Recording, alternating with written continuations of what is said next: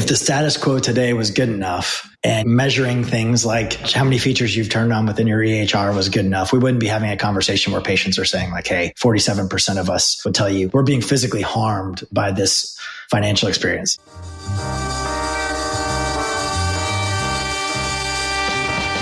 New choices, new players, new models of care. You know consumer first healthcare is everywhere. For us to build the future, to see what's new, we gotta look at the world from a different point of view.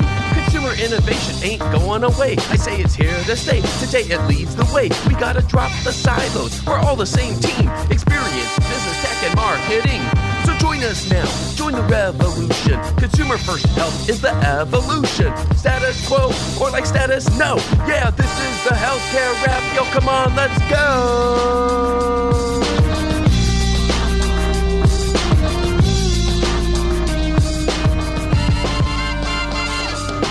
Welcome back to the leading podcast about consumer-centered healthcare. This is episode 353. I'm Jared Johnson, and here's what's going to go down today. We have the Flava of the week about Pfizer's new online direct-to-consumer play. What did my test drive of PfizerForAll teach me? And what does the platform's launch tell us about digital health partnerships? I'll talk about that. Then we welcome Ryan McPherson from Cedar to help us benchmark the patient financial experience. If you feel like your well-being has been negatively impacted by a medical bill, you're not alone. So you'll hear all about that and other metrics from Cedar's new PFX benchmark report about the patient financial experience. It's time to dive right in. Are you ready? Let's go.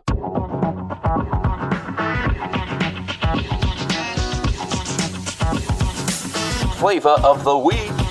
Pfizer's new online service is the latest signal that medical care can cut out the middlemen and sell directly to consumers. On August 27th, the pharma giant announced the launch of PfizerForAll, an online service that reaches patients directly to help them access vaccines, diagnostic tests, and medications. Fierce Healthcare reported that the newly launched platform is designed to connect patients in the U.S. with a range of healthcare services, serving as a one-stop shop where they can make doctor's appointments, find vaccines, and order tests and treatments. According to their launch announcement, the platform's services will focus on providing access to treatments for common conditions like migraine, COVID-19, and the flu, as well as vaccines for COVID, flu, RSV, and pneumonia. Those services are powered by partnerships with other direct-to-consumer providers in healthcare and beyond. Users can make virtual and in-person appointments with nearby healthcare providers via telehealth giant UpScript Health, order prescription medications for pickup or delivery via the digitally powered Alto Pharmacy, and purchase over-the-counter tests and treatments for COVID, flu, and more via grocery delivery service Instacart. Meanwhile, adult users can also use PfizerForAll to check whether they're eligible for certain vaccines, and if so, make an appointment at a nearby pharmacy to get the selected shots. I did a quick test drive of the website and saw that the navigation is pretty narrow. You can click on just 3 conditions: COVID-19 and flu,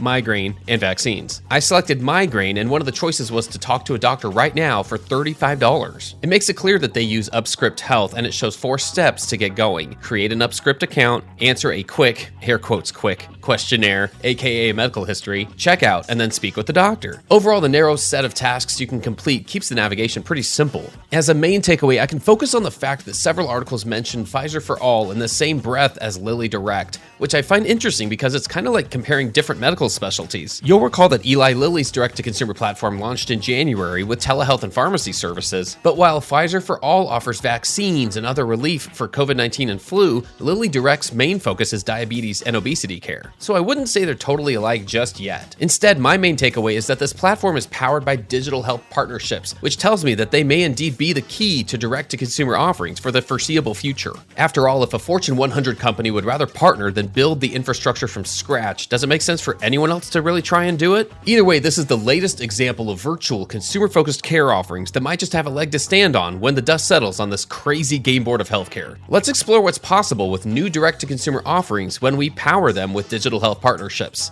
That's another way that we'll build the healthcare of tomorrow, and that's the Flava of the week.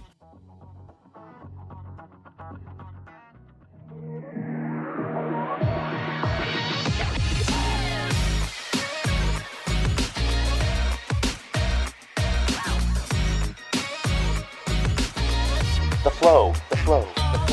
All right, everyone, let's get into the flow. Please give it up for Ryan McPherson. He's the VP of Commercial Strategy at Cedar. Today, we're going to talk about benchmarking the patient financial experience and how that fits into a lot of other consumer experience initiatives that are helpful for healthcare organizations to understand and improve so that we can ultimately provide healthcare in a better way with less financial friction. I don't know if that's an actual term, but let's find out. Ryan, welcome to the Healthcare Wrap. Hey, thanks. Nice to be here, Jared. Can you give us the 2-minute version of who you are and what you do? And then let's dig into some of the problems that Cedar's trying to solve out there. Yeah, sure. So my name is Ryan McPherson. I'm the Vice President of Commercial Strategy at Cedar, which basically means I help lead up a lot of our work around value analytics, which is how our customers and the market perceive and understand the value that we create for our clients. I also work and lead up our business development efforts and also some of our new product go-to-market efforts. Before this at Cedar, I spent almost 20 years in consulting before moving into health tech a few years ago. And outside of work, I'm a husband to my wife of 15 years and a father to a 9.5-year-old and twin 8-year-olds. Jared, Cedar is the leading financial experience platform for healthcare providers. Our perspective is that the patient billing is really no longer a footnote or an afterthought, and that a consumer-grade billing experience is really center stage at this point. We believe it's a meaningful driver of patient retention and frankly is a key contributor to the overall patient experience, perhaps only after the care experience itself. Thematically in an industry, I'm sure you're well aware, but high deductible health plans, self-pay and the patient's portion and patient responsibility is really more critical than it ever has been before with, I think last year, at least in some markets, over half of the nation's patients enrolled in high deductible health plans for the first time.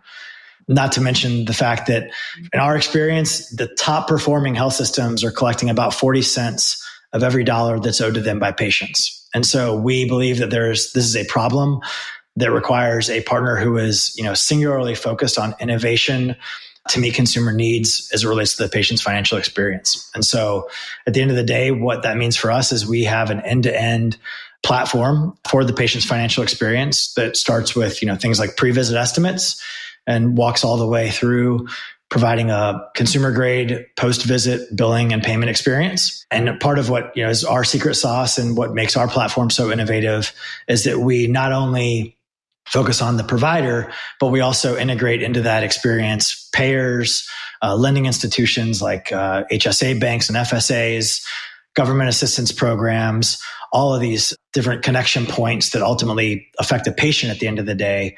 And then underpinning all that and powering all of that is data science and world-class user design. What's your take in general about where things are these days? Some of the stats you just mentioned of not only the collection rates, but the financial experience is, you're right, it's got to be the most universal part of any patient experience other than the care. Everyone has to go through it. So I guess all that getting back to this, thought of where things are and any expansion on those stats about what the patient experience is like right now and areas that we really could see some, hopefully, marked improvement in. Yeah. We could go on forever. Cedar, we recently, the start of 2024, we published a study that we work on with the Economist group around the patient's financial experience. And, the findings from that were just alarming, right? So roughly 40% of patients reported that they've left a provider due to billing issues. Over half of the patients are worried about paying their medical costs in the next year. This concept of patients as consumers is certainly nothing new, whether it's a digital front door initiative or fill in the blank. Years ago when I was still in consulting, many organizations and many providers were talking about it. But this, concept of shifting responsibility to patients has happened quite aggressively. In fact, if you were to look at the patient portion and the patient balances within your AR for generally our providers overall around this country, you'd see that that's been the fastest growing healthcare plan if it were sort of put out there as its own insurance plan, if you will.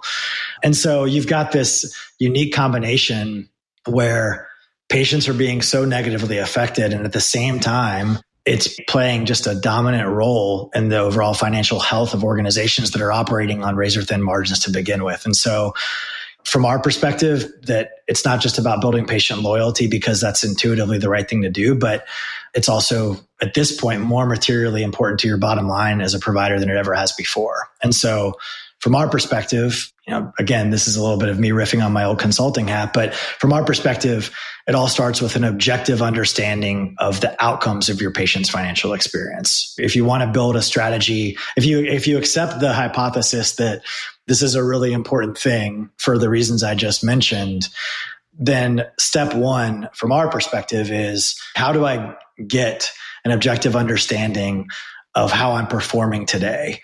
And once I have this objective understanding and a deep objective understanding, how can we then actually shift patient behavior, shift the way that we operate to drive improve financial outcomes? And we think that ultimately, not only will this help you understand where to improve from an operations perspective, but at the end of the day, again, create that financial experience that matches the care experience that so many providers are providing today. Well, let's dig into that a little bit, because I know Cedar just recently released a new benchmarking initiative to help with this. That's my understanding, to help create an objective measure of that experience.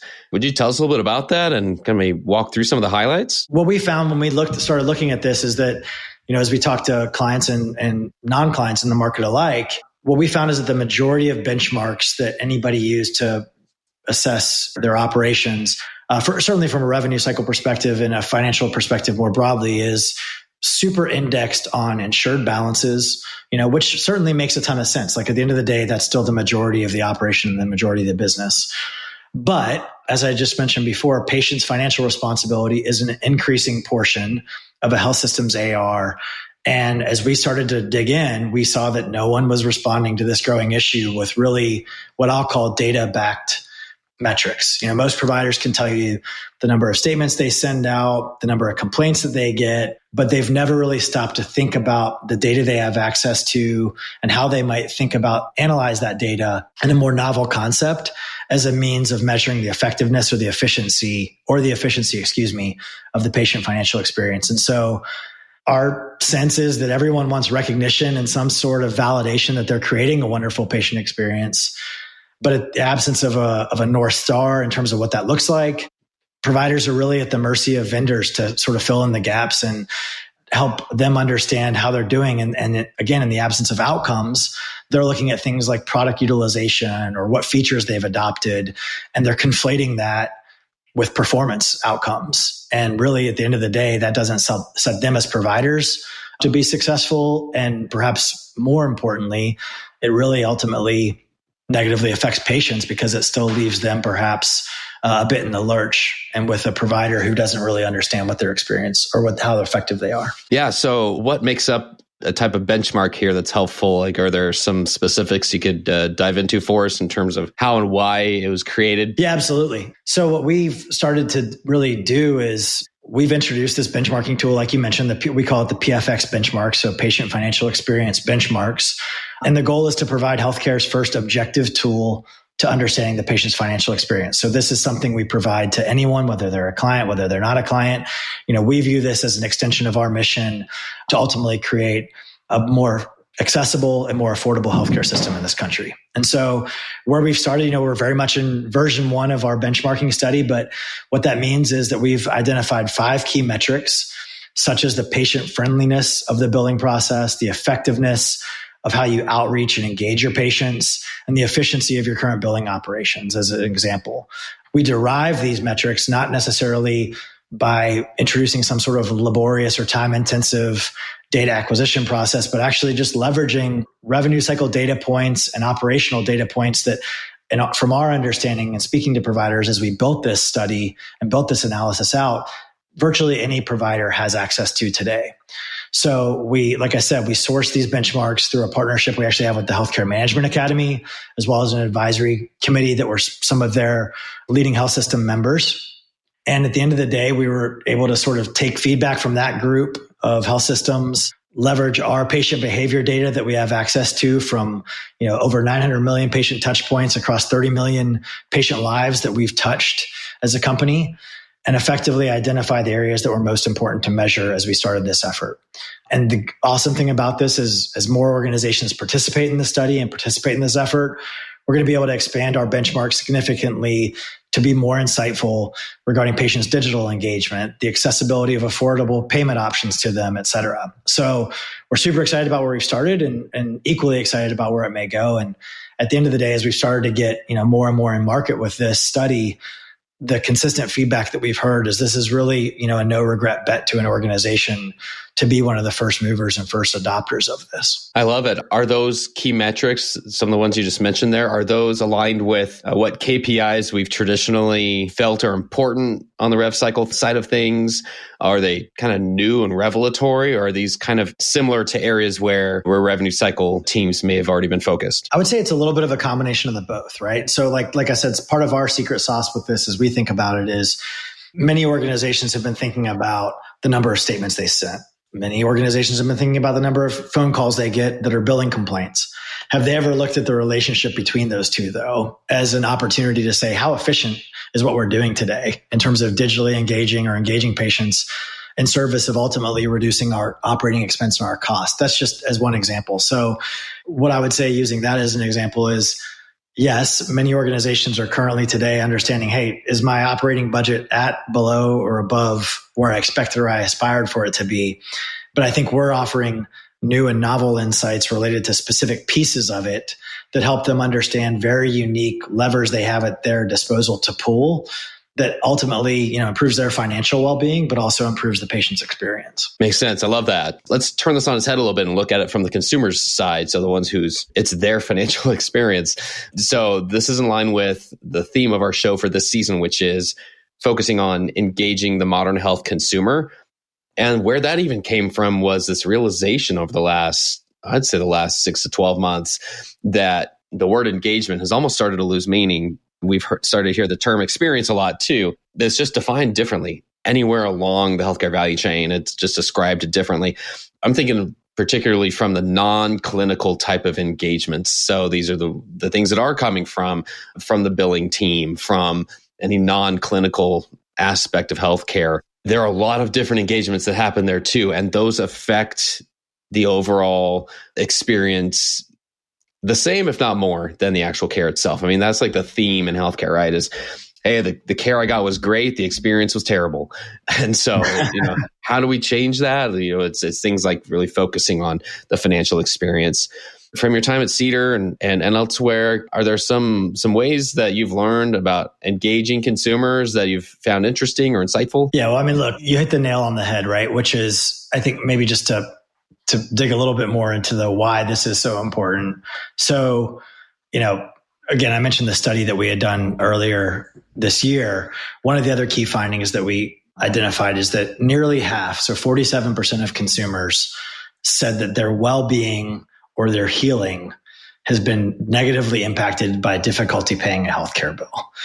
And I hang on to that so much, not just because I am a lifetime veteran who spent a lot of his time in consulting in the revenue cycle space and still is frustrated by it, but also as just, it's just such a constant reminder of my personal why and why Cedar is doing what we're doing, right? And so if the status quo today was good enough and, measuring things like how many features you've turned on within your EHR was good enough, we wouldn't be having a conversation where patients are saying like, hey, 47% of us would tell you we're being physically harmed by this financial experience. So set aside whatever you want to about the clinical care itself for the diagnosis you came in for. I'll just, marinate on that. So anyway, in terms of what Cedar is doing around this, we are obsessed and relentlessly focused on both macro, what I'll describe as macro and micro optimizations within our product. And so as an example on how that sort of manifests itself, I suspect that many organizations would not be aware of the fact that we have proven it to be more effective to text a patient on Tuesday at 4 p.m. about their bill rather than to send them an email at 9 a.m. on a Wednesday. And we know that because we've done relentless A/B testing. We understand how that varies by zip code, for example. And we've worked with our data science team to continue to drill into other different optimizations and experiments on both a larger scale and a more micro scale to figuring out what the exact answer is for a certain patient archetype and why you can't just rely on your EHR and your system of record to sort of deliver you a one-size-fits-all for this specific facet of your operations. We've got a really interesting cross-section of people at Cedar, where we have revenue cycle veterans such as myself and data scientists and value engineers from places like Amazon and Google and the fintech industry. But at the end of the day, we're all united by is that we're all living and breathing this concept of the patient financial experience. And so when we crunch our numbers and we get into everything, we're not just looking to provide you an assessment of what you're using in terms of software, but actionable recommendations for improvement, much like I mentioned with our benchmarking work itself. And similarly, when we ultimately then start to work with our customers to change consumer behavior, we continue to identify new tests, new experimental strategies that they'd like to run to ultimately continue to make incremental improvements against the patient's financial experience. So we can continue to run different tests, track results, adjust our actions, redesign our product, make adjustments to what we're ultimately deploying, and then scale that for consumers across the board. And we think it's those things that allow, at the end of the day, obviously the patients to have a better experience, but our customers to also be able to make the best use of, their extremely limited resources. Well, I'd say you have a pretty sophisticated understanding of what engagement means here. The thought of being able to not only recognize the need for something that's not one size fits all, but the problems that it's ultimately addressing and those ripple effects when the financial experience is improved, how that relates to other areas of health and wellness. We thought a lot about things like that recently on the show. And I think that's what's led to that theme for this season about engagement, because we recognize that those are the atoms of an experience, or all the encounters, the engagements. And there are a lot more of them that it's almost not fair to expect the clinical team to even, to manage them, let alone be responsible for them. That's not what they went to school for. That's not what they want to do. But there are a lot of support teams within any organization that are there to do that, to manage all the other aspects of it. And that means understanding these nuances of these other parts of engagements. So it also makes me think about this opportunity to similarly expand our thinking and help educate healthcare organizations, especially health systems, of ways that they can connect some of those dots for the consumers they're serving. Meaning, I'd consider them almost like healthcare adjacent areas, things like fitness and nutrition and weight loss, which is probably number one now. Think healthcare related term that's being searched for, but there's still mental health. There are other areas that maybe a traditional primary/specialty care health system doesn't offer now, but maybe they're exploring, or maybe they have some areas of care and coverage for. I guess as there's work to improve the financial experience, do you think that could help in some of these adjacent areas as well? Things that maybe are outside the purview of traditional healthcare. Yeah, you mentioned fitness and nutrition and some of those things that are personal passions of mine, and things where, frankly, I've seen technology play a formative role from my own perspective. I think one that feels like it's, again, to your point, this is just my opinion here, one that feels as though it may be most prime for a consumer-centered refresh, if you will, and probably one that I think it's safe to say maybe is in the midst of it, is this concept of mental health, right? I think that it's just the parallels that I'm immediately struck by is that I think similar to the financial experience, it is a deeply personal one. We talk a lot with some of our clients and just friends in industry about the concept that one of our key learnings, right, is that the whole reason that so much we've seen such effectiveness in terms of digital adoption in the space that Cedar operates in is because patients and consumers generally don't want to talk to people about this stuff. This isn't something they want to have a conversation at a registration desk or go sit down in a business office where they're within earshot of people. It's just the dated and outmoded ways of doing those things are just no longer the only option and no longer, frankly, the preferred option. And I think there's an analog that you can draw to mental health, frankly. It's a deeply personal experience. It's one in which I think, similar to what Cedar found when we started, there's a temptation to sort of over-index on prior ways of doing things and how we've always treated people as individuals. And I think there's just this real opportunity and a lot of barriers to be solved for around mental health care, in really thinking about things from a digital first, consumer focused view. And I think there's a lot of, one of our provider clients is Talkiatry, a company called Talkiatry, who's doing some really interesting things in this space. I think, there's a ton of growth in this vertical, if you will, around mental health. And I'm encouraged by the positive impact that I think a consumer obsession, for mental health could have on helping, destigmatize the opportunity for people to seek and get get healthier, to seek care and get healthier, in particular with, maybe members of the millennial and post-millennial generations, if I was to paint things with a broad brushstroke. But yeah, I see a lot of comparisons between the two. Yeah, so what I'm hearing is very much aligned with conversations that we've had about how a personalized, connected digital experience in healthcare could have greater impacts on our